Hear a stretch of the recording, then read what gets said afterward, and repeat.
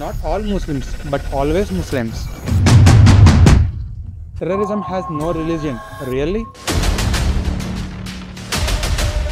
అక్కడున్న టూరిస్టులని హిందువులా ముస్లిమా చెక్ చేయడానికి ప్యాంట్స్ కిందకి లాగి చెక్ చేసి నువ్వు హిందూ అయితే కాల్చి చంపేశారు. వాళ్ళ హస్బెండ్ని చంపేశాక నన్ను కూడా చంపేయమని అడిగితే చంపము, వెళ్ళి మోడీకి చెప్పుకో అని అన్నారు. 26 innocent Hindus are died because of they are not Muslim.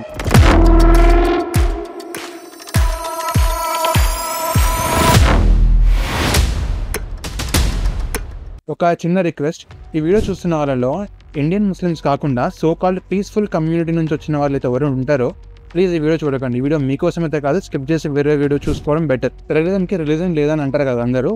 మరి మొన్న జరిగిన అటాక్కి ఏ సమాధానం చెప్తారు? సోషల్ మీడియాలో కొంతమంది ఇది మీరు రిలీజియస్ వార్గా చూడకండి, ఇండియన్స్కి జరిగింది, ఇండియన్ అటాక్స్ లాగానే చూడండి, ఎందుకు దీన్ని పాలిటిక్స్ కానీ రిలీజన్ కానీ చేస్తున్నారని అంటున్నారు.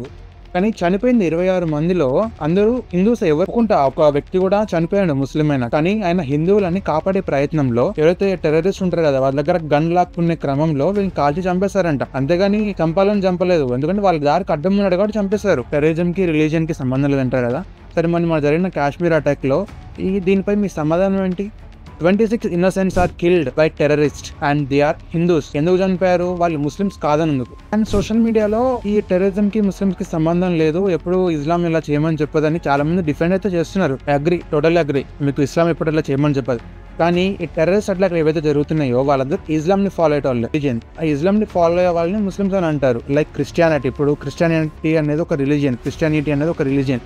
క్రిస్టియానిటీని ఫాలో అయ్యే వాళ్ళు మనం క్రిస్టియన్స్ అంటాం. సో అందుకని నేను వర్డ్ని పదే వాడాల్సి వస్తుంది. అండ్ ఇన్ఫాక్ట్ అది మీకు నేను మాట్లాడే ఈ వీడియోలో టాపిక్ ఏదైతే ఉందో మీకు కొంచెం రిలీజియస్ గా వన్ సైడెడ్ గా అనిపించచ్చు. అది మీ వే ఆఫ్ థింకింగ్. నేనైతే చెప్తున్నాను జరిగింది కాబట్టి. డీటెయిల్ గా చెప్పుకోవాలంటే అసలు ఏం జరిగిందంటే April 22, 2025 పహల్గామ్ అనే ఒక ప్లేస్ కాశ్మీర్ లో ఉంటుంది. అది ఇండియాలో ఒక మినీ స్విట్జర్లాండ్ అని కూడా అంటారు, అంత అద్భుతంగా ఉంటుంది ఆ ప్లేస్. ఇద్దరు మిలిటెంట్స్ అయితే అడవుల్లో నుంచి రావడం జరిగింది, అంటే పక్కనే కొంచెం ఫారెస్ట్ లాగా ఉంటుంది, అలా నుంచి రావడం జరిగింది. రాగానే ఓపెన్ ఫైర్ అయితే చేశారు. సో అక్కడ ఉన్న టూరిస్టులలో అందరినీ గుంపుగా వచ్చేసి అక్కడ ఉన్న ఆడవాళ్ళని పిల్లల్ని పక్కకి జరిపి ఎవరైతే మగవాళ్ళైతే ఉంటారో మెయిల్స్ అన్ని ఒక దగ్గర తీసుకురావడం జరిగింది. ఎవరైతే వినలేదో స్పాట్లో చంపేశారు. తీసుకొచ్చిన తర్వాత వాళ్ళ ఐటీ కార్డ్స్ అనేది రావడం జరిగిందంట. ఇందులో ముస్లిం అని కన్ఫర్మ్ చేసుకున్న తర్వాత వాడు ఒకవేళ ముస్లిం అని చెప్పినా కూడా ప్యాంట్స్ కిందికి లాగి చెక్ చేసి ఒకళ్ళు హిందూ అని కన్ఫర్మ్ చేసుకొని షూట్ చేసి చంపేశారంట. అండ్ ఆ ముగ్గురు మిలిటెంట్స్ అనేది డిఫరెంట్ లొకేషన్స్ అయితే రావడం జరిగింది. అరౌండ్ ఇప్పుడున్న రిపోర్ట్స్ ప్రకారం అయితే వాళ్ళైతే అరౌండ్ 60 rounds వరకు ఫైర్ చేస్తారంట కంటిన్యూ. అలా చేసే క్రమంలో ఒక ఫ్యామిలీలో వాళ్ళ హస్బెండ్ ని కూడా చంపేయడం జరిగింది. వాళ్ళ హస్బెండ్ ని చంపేశాక నన్ను మాత్రం ఎందుకు బతికించారు, నన్ను కూడా చంపేయండి అంటే చంపము, వెళ్ళి నరేంద్ర మోడీ గారికి చెప్పుకోపో అని అన్నారంట. వాళ్ళు ఇంత రెస్పెక్ట్ఫుల్ గా అనలేదు, వెళ్ళి మోడీకి చెప్పుకోపో అని అన్నారంట. అండ్ కొంతమందిని కూడా ముస్లిం అయితే ఖురాన్ లో నుంచి నువ్వు కొన్ని లైన్స్ అయితే చెప్పు, ఎవరైతే చెప్పలేకపోయారో వాళ్ళు కూడా షూట్ చేసి చంపేశారు. ఇప్పుడు సోషల్ మీడియాలో 10 మంది అంటున్నారు ఇది అట్లా కాదు అని. నువ్వు ఉన్నావు ఆడమన్నా? నువ్వు లేవు కదా. అక్కడ ఉన్న ఎవరైతే విక్టిమ్స్ ఉన్నారో వాళ్ళే చెప్తున్నారు. ఇలా వచ్చి కొంతమందిని కూడా ఖురాన్ లో ఉన్న కొన్ని లైన్స్ అయితే చెప్పమన్నారు, చెప్పలేని పక్షంలో కాల్ చంపేశారు అని అంటున్నారు. పట్టుకొని పాయింట్ బ్లాంక్ లో గన్ పెట్టి కాల్ చేశారంట. నాకు అర్థం కాదు, ఎందుకు ఇంత ఎక్స్ట్రీమ్ హేట్ మీకు రిలీజియస్ గా? ఒక హిందూయిజం అంటే ఎందుకంత ఎక్స్ట్రీమ్ హేట్? ఇప్పుడున్న రిపోర్ట్స్ ప్రకారం అయితే 26 మంది చనిపోయారు, 30 మంది అయితే గాయపడి ఉన్నారు. ఇప్పటికి కూడా మీరు నిజంగా అంటారా టెర్రరిజం కి రిలీజియన్ లేదని? ఐ యాక్సెప్ట్ డిఫరెంట్ రిలీజన్ లో కూడా టెర్రరిస్టులు ఉన్నారు. 1% మాత్రం ఇస్లాం ని ఫాలో అవ్వాలి. సో ఒకసారి రియాలిటీ చెక్ చేసుకుందాం. ISI, Islamic state of Iraq and Syria, ఇది నోన్ ఫర్ బ్రూటల్ వైలెన్స్. ఇదంటే గ్లోబల్ థ్రెట్ గా కూడా గుర్తింపు అనేది రావడం జరిగింది. వీళ్ళ అటాక్స్ చూసినట్టయితే ఫ్రెంచ్ లో చేయడం జరిగింది 2 attacks, 130 members అయితే చంపేశారు 2015 లో. అండ్ 2016 లో 86 members అయితే చంపడం జరిగింది. యునైటెడ్ స్టేట్స్ లో కూడా వీళ్ళు అటాక్స్ అయితే చేశారు. 2016 లో 49 people are killed. బెల్జియం లో 2016 లో అటాక్ అయితే చేయడం జరిగింది, 32 people are killed. United Kingdom లో చేయడం జరిగింది 2017 లో 22 were killed. And London bridge attack, multiple stabbing and vehicle attacks. శ్రీలంకలో కూడా చేయడం జరిగింది 2019 లో 269 were killed. ఇక ఇండియా విషయానికి వస్తే ISIS నుంచి రిలేటెడ్ గా అయితే లేవు ఇండియాలో, ఎందుకంటే యాంటీ టెర్రరిజం స్క్వాడ్ అయితే ఉంటుంది కదా. సో వాళ్ళు ఎప్పటికప్పుడు నిఘా ఉంచి అరౌండ్ చాలా మందిని అయితే గుర్తించి చంపేశారంట. ఫర్ ఎగ్జాంపుల్ ఇప్పుడు 2016 నుంచి 2023 చూసుకుంటే NIA ఇంకా ATS arrested dozens across the Kerala, Hyderabad, Maharashtra, Tamil Nadu and Karnataka. ఎవరికైతే ఈ ISI నుంచి లింక్స్ ఉన్నాయో వాళ్ళందరినీ ఎలిమినేట్ అయితే చేయడం జరిగింది, అరెస్ట్ చేయడం జరిగింది. ఇంకా కొన్ని సివియర్ సిచ్యువేషన్స్ లో అయితే వాళ్ళని చంపడం కూడా జరిగింది. లైక్ ఇప్పుడు కేరళలో చూసినట్టయితే కూడా కొంతమంది ఎవరైతే యువత ఎవరైతే ఉన్నారో ISIS లో జాయిన్ అయ్యారో వాళ్ళు సిరియాకి అయితే వెళ్ళడం జరిగింది. సిరియా కానివ్వండి, ఆఫ్ఘనిస్తాన్ కానివ్వండి, అక్కడికైతే వెళ్ళడం జరిగింది. అక్కడే స్పాట్ లో చంపేశారు. అండ్ 2021 లో కూడా వాయిస్ ఆఫ్ హిందీ అనే మ్యాగజైన్ లో ప్రొపగండా స్ప్రెడ్డింగ్ కూడా అవుతుంది ISI కంటెంట్ ఆన్లైన్ లో. అండ్ 2016 లో మల్టిపుల్ ISI ఇన్స్పైర్డ్ అటాక్స్ అనేది ప్లాన్ అయితే చేశారు హిందూ టెంపుల్స్ లో.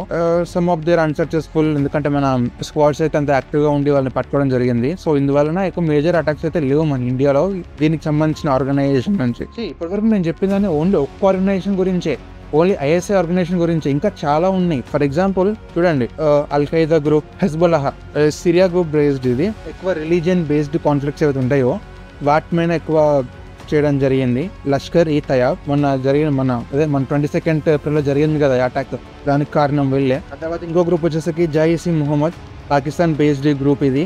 And responsible for multiple attacks in India including 2019 లో ఏదైతే పుల్వామా అటాక్ జరిగిందో దానికి కూడా రెస్పాన్సిబుల్. అండ్ ఇండియన్ ముజాహిదీన్, ఇండియాలో ఏవైతే కొన్ని బ్లాస్ట్లు అయితే జరిగినాయో వాటికి ఈ యొక్క ఆర్గనైజేషన్ ఇన్వాల్వ్మెంట్ ఉందని ఇంటెలిజెన్స్ రిపోర్ట్స్ అయితే చెప్తున్నాయి. ఒక హరమా, లైక్ ఈ స్కూల్ కిడ్స్ ని కిడ్నాపింగ్ చేయనివ్వడం కానీ, మాస్ కిల్లింగ్ కానీ ఈ ఆర్గనైజేషన్ చేయడం జరుగుతుంది. అన్సార్ అల్ సరియా, ఇది Libya based association with attacks on US. Ansar al Sharia ఇది లిబియా బేస్డ్ గ్రూప్, ఇది associated with attacks on US. ఇలా చూస్తూ పోతే ఇంకా ఉన్నాయి, ఇంకో 4-5 ఇస్లామిక్ సంబంధించిన టెర్రరిస్ట్ గ్రూప్లు అయితే ఉన్నాయి. సో ఇప్పుడు కూడా అంటారా టెర్రరిజం హ్యాస్ నో రిలీజియన్? ఇంకా ఎంతకాలం అని డిఫెండ్ చేస్తారు నాకు అర్థం కాదు. మొన్న జరిగిన ఈ టెర్రరిస్ట్ అటాక్ ఒక స్పెసిఫిక్ ఇస్లామిక్ గ్రూప్ అయితే క్లెయిమ్ చేసుకోవడం జరిగింది, మేమే చేసామని. దాని పేరే ది రెసిస్టెంట్ ఫ్రంట్, TRF. ఇది ఒక ప్రాక్సీ గ్రూప్. మెయిన్ గ్రూప్ వచ్చేసి లష్కర్-ఇ-తయ్యబ్. LET ఉంది, అది ఎప్పుడు ఫామ్ అయిందో తెలుసుకుందాం. ఇది 1987 లో ఫామ్ అయింది, పాకిస్తాన్ లో ఫామ్ అయింది. ఇది వీళ్ళ అబ్జెక్టివ్స్ వచ్చేసరికి liberate Kashmir, create an Islamic state under radical Sharia and spread jihad against India in West and Israel. And main గా ఈ గ్రూప్ అనేది మన ఇండియాలో చాలా అటాక్స్ అయితే చేయడం జరిగింది. లైక్ ఫర్ ఎగ్జాంపుల్ 2001 లో ఇండియన్ పార్లమెంట్ అటాక్ అయితే జరిగింది కదా, 9 మంది చనిపోయారు. And major escalation of Indo-Pak tensions. And 2005 లో ఢిల్లీ సీరియల్ బాంబింగ్ జరిగింది, 62 మంది చనిపోయారు, ఓవర్ 200 పైగా ఇంజూర్ అయితే అవ్వడం జరిగింది. 2016 లో Bombay train blast, 209 were killed and 700+ injured. And 2008 లో 26/11 ముంబై అటాక్స్ అయితే చేయడం జరిగింది. అండ్ 166 మెంబర్స్ చనిపోయారు, including foreigners, carried out by 10 LET terrorist, వాళ్ళ ఆర్గనైజేషన్ సంబంధించిన టెర్రరిస్టులు కూడా. And 2006 Uri based attack, 19 Indian soldiers are killed. అప్పుడే కదా మనం ఉరీ కౌంటర్ స్ట్రైక్ అయితే చేయడం జరిగింది. సో 19 సోల్జర్స్ అయితే చంపడం జరిగింది. సో ఇలా చూసిపోతే చాలానే జరిగినాయి అక్రాస్ ఇండియాలో ఈ పర్టికులర్ ఆర్గనైజేషన్ నుంచి. ఈ ఆర్గనైజేషన్ నమ్మేది ఇస్లామిక్. మరి TRF ఎక్కడ నుంచి వచ్చిందంటే అది తేలంటే ముందు ఆర్టికల్ 370 గురించి కూడా మనం తెలుసుకోవాలి. సో అందుకోసం మనం కాలంలో కొంచెం వెనక్కి అయితే వెళ్దాము. ఇండిపెండెన్స్ వచ్చిన తర్వాత పాకిస్తాన్ ఇండియన్ సెపరేట్ అయితే చేశారు కదా, కానీ జమ్మూ అండ్ కాశ్మీర్ ఇంకా డిసైడ్ అవ్వలేదు. అంటే ఇండియాలో కలుద్దామా అండ్ పాకిస్తాన్ లో కలుద్దామని ఇంకా డిసైడ్ అవ్వలేదు. సో మనకు ఆగస్ట్ లో వచ్చిన తర్వాత అది ఇంకా డిసైడ్ అవ్వకుండా ఉండడంతో అక్టోబర్ 1947 లో పాకిస్తాన్ అనేది కొన్ని మిలిటెంట్స్ కావాలి, ట్రైబల్ ఫైటర్స్, లోకల్ ఫైటర్స్ కానీ ట్రైబల్ ఫైటర్స్ ఉంటారు కదా, వాళ్ళని తీసుకొని సో నార్త్ ఈస్ట్ నుంచి జమ్మూ అండ్ కాశ్మీర్ లోకి అయితే రావడం జరిగింది. అండ్ పాకిస్తాన్ గోల్ ఏంటంటే కాశ్మీర్ ని వాళ్ళలో టేక్ ఓవర్ చేయాలి అన్నది వాళ్ళ గోల్. అండ్ వాళ్ళకి రావడంతో చాలా వైలెన్స్ అయితే అవడం జరిగింది, గొడవలు అవడంతో మహారాజా ఎవరైతే ఉన్నారో కాశ్మీర్ కి ఇండియాని హెల్ప్ కోసం అయితే రావడం జరిగింది. కానీ దానికి ఎక్స్చేంజ్ గా కాశ్మీర్ ని మన ఇండియాలో కలవమని అయితే ఒక అగ్రిమెంట్ అయితే సైన్ చేయడం జరిగింది. సో అప్పుడే అఫీషియల్ గా కాశ్మీర్ అనేది ఇండియాలో ఒక భాగం అయిపోయింది. సో ఎప్పటికీ కాశ్మీర్ మనదే, మన ఇండియన్స్ దే. ఈవెంట్ ఎప్పుడైతే జరిగిందో ఈ event beginning of first Indo-Pak war 1947 నుంచి 1948 వరకు ఈ వార్ అయితే జరగడం జరిగింది. ఇండియన్ ఆర్మీ అయితే ఎవరైతే పాకిస్తాన్ ఉన్నారో ట్రైబల్ ఫైటర్స్ ఎవరైతే ఉన్నారో వాళ్ళని పుష్ బ్యాక్ అయితే చేయడం జరిగింది చాలా వరకు. కానీ అప్పటికే చాలా వరకు జమ్మూ అండ్ కాశ్మీర్ అనేది ఆక్రమించేస్తారు. మీరు మ్యాప్ లో చూస్తారు కదా ఏ లైన్ వరకు ఆక్రమించేస్తారు. సో అరౌండ్ 13,000 స్క్వేర్ కిలోమీటర్స్ వరకు ల్యాండ్ అనేది ఆక్యుపై అయితే చేయడం జరిగింది. సో అప్పుడే ఈ పార్ట్ అయితే ఉందో ఇండియా ఏం కన్సిడర్ చేసింది, పాక్ ఆక్యుపైడ్ కాశ్మీర్ POK అని చెప్పడం జరిగింది. Part of its territory but illegally occupied by Pakistan. And Pakistan point of view అయితే పాకిస్తాన్ వాళ్ళు ఆజాద్ జమ్మూ అండ్ కాశ్మీర్ అని పిలుస్తారు, బట్ నాట్ ఫుల్లీ మొత్తానికి అయితే తీసుకోలేదు వాళ్ళు ఈ కాశ్మీర్ ని, ఓన్లీ ఒక పార్ట్ వరకే తీసుకున్నారు. ఐ మీన్ వాళ్ళు కబ్జా అయితే చేయడం జరిగింది ఇల్లీగల్ గా. సో ఆ సమయంలో జమ్మూ అండ్ కాశ్మీర్ తో ఒక అగ్రిమెంట్ అయితే రావడం జరిగింది. ఆ అగ్రిమెంట్ లో కొన్ని స్పెషల్ రూల్స్ అయితే ఇవ్వడం జరిగింది. లైక్ అది మెజారిటీ ముస్లిం స్టేట్ గా ప్రకటించడం జరిగింది. అండ్ వాళ్ళకి special identity and dual citizenship అయితే ఉంటుంది. ఏంటంటే ఫర్ ఎగ్జాంపుల్ ఇండియన్ సిటిజన్షిప్ ఉంటుంది, జమ్మూ అండ్ కాశ్మీర్ సిటిజన్షిప్ కూడా ఉంటుంది. అండ్ తర్వాత అక్కడ ఉన్న రూల్స్ ఏంటంటే బయట వాళ్ళు అక్కడికి వచ్చి సెటిల్ అవ్వలేరు, స్థలాలు కొనలేరు, ఏం చేయలేరు. అక్కడ ఉన్న ఏరియా ఓన్లీ అక్కడ ఉన్న లోకల్స్ కి మాత్రమే సొంతం. ఇలాంటి రూల్స్ ఉన్నాయి కాబట్టి ఆర్టికల్ 370 ఇంట్రడ్యూస్ చేసి బిల్ అయితే పాస్ చేయడం జరిగింది. టెంపరీ అరేంజ్మెంట్ వరకు ఈ ఆర్టికల్ 370 అనేది, కానీ అక్కడ ఉన్న లోకల్స్ వల్ల పాలిటిక్స్ వల్ల 2019 వరకు దాన్ని లాక్కుంటూ వచ్చారు. కానీ దీని వల్ల మన ఇండియాకి మేజర్ ప్రాబ్లం ఏంటంటే మన కాన్స్టిట్యూషన్ వాళ్ళకి వర్తించేది కాదు. సో వాళ్ళకంటూ సొంతంగా ఒక డ్రాఫ్ట్ కాన్స్టిట్యూషన్ అయితే ఉండేది. సో మన రూల్స్ అక్కడ వర్తించాలంటే ఫస్ట్ అక్కడ లోకల్ లీడర్స్ వాళ్ళు అనుమతి ఇస్తేనే అక్కడ వర్క్ అవుతుంది. ఇంకా లోపల ఏం జరుగుతుందో మనకి తెలిసేది కాదు. సో అందువల్ల ఏమైంది, టెర్రరిస్ట్ యాక్టివిటీస్ అనేవి ఎక్కువ అవడం జరిగింది. సో మీరు గమనిస్తే కూడా అటాక్స్ కానీ ఒకసారి అటాక్స్ ని చూసుకుంటే కూడా ఎక్కువగా మనకు 2016 వరకు జరిగాయి కంటిన్యూగా. 2001 లో 5 లో 6 లో 8 లో 16 లో అటాక్స్ అయితే చేయడం జరిగింది. సో ఇది ఆర్టికల్ 360 అంటే మీకు అర్థమైంది అనుకుంటున్నాను.